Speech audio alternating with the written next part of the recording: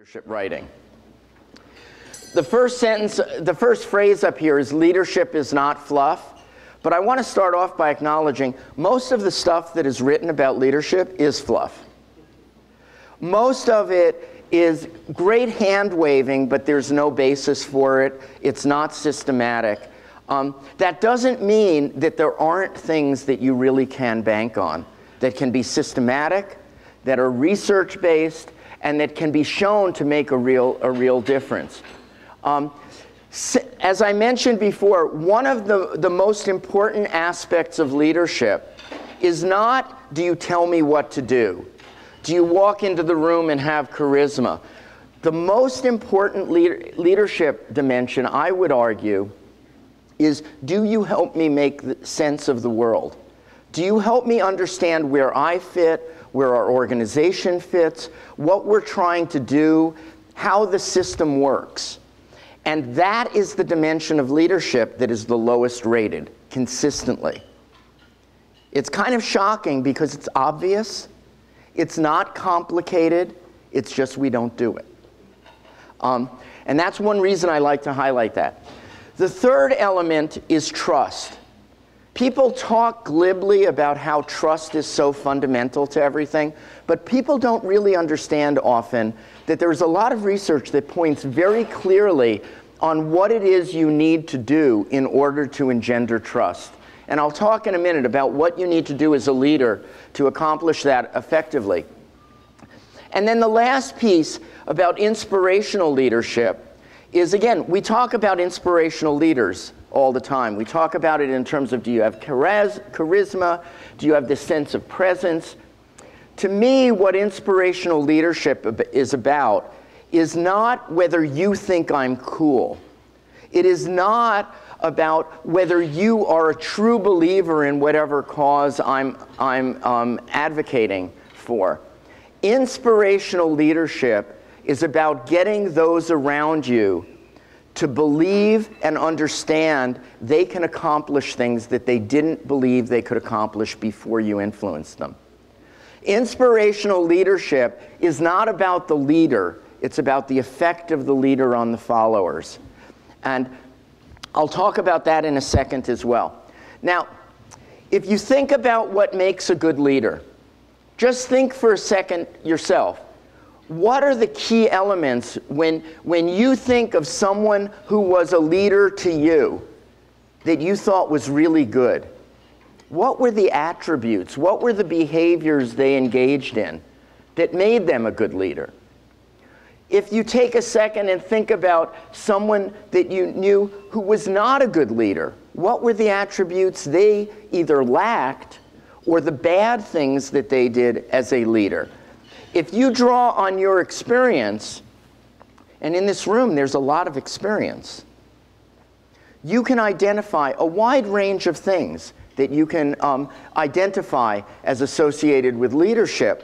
What I want to do is not replace your experience, not substitute for it or deny it, but rather help you put it into a systematic framework that we've developed that makes it easier to think about all the issues in leadership and to look at them in a very systematic kind of way. Now, if I ask most people to do this, they come up with a list kind of like what's up on the screen here. Someone has strong listening skills, they have resilience, they have vision, they have good judgment. The problem is, even though we all have a lot of experience, it's more like a laundry list. It's not organized in a systematic way. And what I'd like to do is to provide you with a systematic way of thinking about it. Now, before I do that, I want to distinguish leadership from some other things that we often refer to. We often talk about leadership, and when I look at companies and they have leadership programs or leadership survey instruments, they tend to mix up a bunch of different factors. I want to distinguish technical expertise, first of all. You got to where you are in part because you had some expertise. Maybe early in your career you were an expert in an area and you rose through the ranks.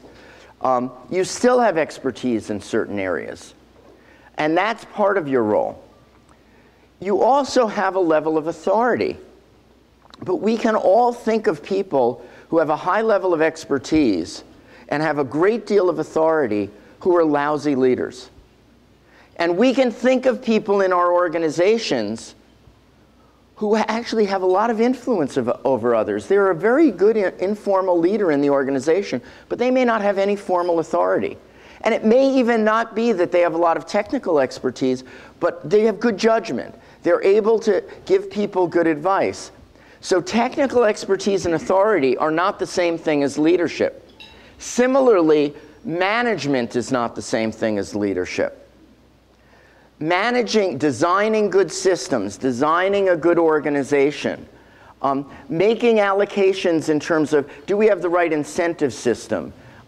Those are important managerial skills, and in business schools, that's mostly what we teach people, is about management. Leadership is distinct from that. Leadership is about, and our definition of leadership, I think this is my next slide, is exercising influence over others in the pursuit of goals. That does not require authority. That does not require technical expertise. That does not require necessarily even great management skills. How do you exercise influence over others? And by the way, notice, this means I can exercise influence over my boss. I can exercise influence over my peers. I can exercise influence over my clients. It's not about hierarchy. It's about what do I personally bring to the game such that you would be willing to be influenced by me. That's what leadership is about. It's not in opposition to authority or expertise or managerial skill. In the best of all worlds, those all go together. But we can all think of examples of where they don't. And what's often missing when you have people who are technical experts, who have a great deal of authority, and maybe even are great managers, is they don't know what they need to do to exercise good leadership. The good thing is the way we focus on it at Duke is leadership is not about traits, it's about behaviors. The good thing about framing leadership that way is you can actually get better at the behaviors.